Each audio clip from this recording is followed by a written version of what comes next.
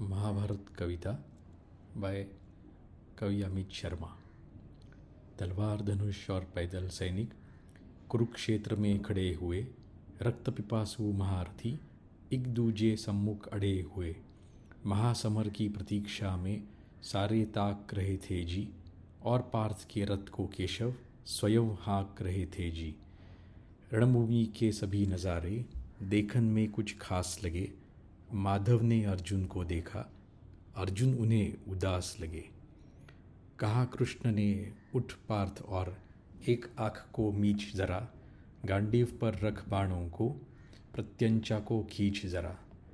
आज दिखा दे रणभूमि में योद्धा की तासीर यहाँ, इस धरती पर कोई नहीं अर्जुन के जैसा वीर यहाँ। सुनी बात माधव की तो अर्जुन का चेहरा उतर गया। एक धनुर्धारी की विद्या मानो चूहा कुतर गया। बोले पार्थ सुनो कान्हा, ये सम्मुख जो खड़े हुए हैं, हम तो इनसे सीख सीख कर सारे भाई बड़े हुए हैं। छोटे से भूभाग की खातिर हिंसक नहीं बनूंगा मैं, स्वर्ण ताक कर अपने कुल का विध्वंसक नहीं बनूंगा मैं।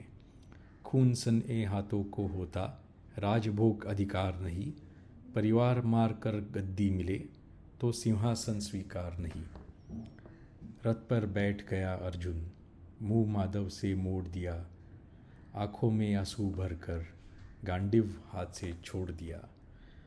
गांडीव हाथ से जब छूटा माधव भी कुछ अकुलाए थे। शिष्य पार्थ पर गर्व हुआ, मन ही मन हर्षाए थे।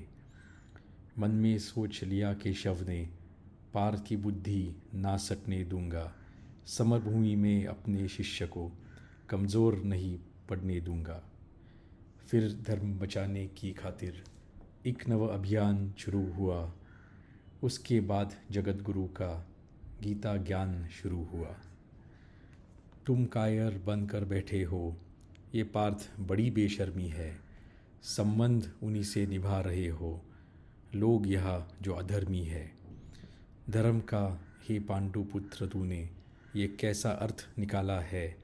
शोले होने थे आँखों में पर बहती जलधारा है। गांडीव उठाने में पार्थ जितनी भी देर यहाँ होगी, इंद्रप्रस्थ के राजभवन में उतनी अंधेर वहाँ होगी। धर्म अधर्म की गहराई में खुद को नाप रहा अर्जुन, अश्रुधार फिर तेज हुई और थर थर काँप रहा अर्जुन। बोला हे माधव बताओ मुझे, कुल नाशक कैसे बन जाऊँ, रख सिंहासन लाशों पर मैं शासक कैसे बन जाऊँ। अपनी बाणों की नोक जो इनकी ओर करूँगा मैं, केशव मुझको मृत्यु दे दो उससे पूर्व मरूँगा मैं। बाद युद्ध के मुझे ना कोई भी पास दिखाई दे, माधव इस रणभूमि में बस सर्वनाश दिखाई दे। बात बहुत भावुक थी किंतु जगत गुरु सिर्फ मुस्कुराए, फिर ज्ञान की गंगा निरंतर चक्रधारी बरसाए। जन्म मरण की यह योद्धा बिल्कुल चाह नहीं करते, क्या होगा अंजाम युद्ध का ये परवाह नहीं करते। पार्थ यह कुछ मत सोचो, बस कर्म में ध्यान लगाओ तुम, बाद युद्ध में क्या होगा ये मत अनुमान लगाओ तुम। इस दुनिया के रक्तपात में कोई भी एहसास नहीं, जन्म मृत्यु का कर फैसला नर के बस की ये बात नहीं। तुम ना जीवन देने वाले ना ही मारने वाले हो, ना जीत तुम्हारे हाथों में, तुम ना ही हारने वाले हो। ये जीवन दीपक की भांति यूं ही चलता रहता है, पवन वेग से बुझ जाता है वरना जलता रहता है। मानव वश में शेष नहीं कुछ, फिर भी मानव डरता है, वह मरकर भी अमर हुआ जो धर्म की खातिर जीता है।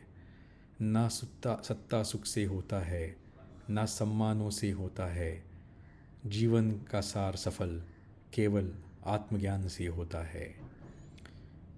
युद्ध का आग्रह छोड़, बोला अर्जुन, मुझे कुछ भी काम बताओ, खुद को सर्वज्ञानी कहते हो, अपना असली रूप दिखाओ। इतना सुनते ही माधव का धीरज पूरा डोल गया। 3 लोगों का स्वामी फिर बेहद गुस्से में बोल गया, अरे कान खोलकर सुनो पार्थ, मैं ही त्रेता का राम हूँ। कृष्ण मुझे सब कहते हैं, मैं द्वापर का घनश्याम हूँ। बकासुर और महिषासुर को मैंने जिंदा गाड़ दिया। नरसिंह बनकर धर्म की खातिर हिरण्यकश्यप फाड़ दिया। रथ नहीं कहीं भी चलता, बस मैं ही आगे बढ़ता हूँ। गांडीव हाथ में तेरे है, पर रणभूमि में मैं लड़ता हूँ। जैसे ही मेरे माधव का कद थोड़ा सा बड़ा हुआ, सहमा सहमा सा था अर्जुन, एकदम रथ से खड़ा हुआ। माँ गीता के ज्ञान से सीधे हृदय पर प्रहार हुआ। स्वधर्म के आलिंगन हेतु फिर अर्जुन तैयार हुआ। जितने यहाँ अधर्मी है, चुन चुन कर उन्हें सजा दूंगा। इतना रक्त बहाऊंगा, धरती की प्यास बुझा दूंगा। जिधर चले बाण पार्थ के, सब पीछे हट जाते थे। रणभूमि के कोने कोने लाशों से पट जाते थे। अब धर्मराज के शीश के ऊपर राज मुकुट की छाया थी, पर सारी दुनिया जानती थी ये बस केशव की माया थी। धर्म किया स्थापित जिसने, दाता दया निधान की जय।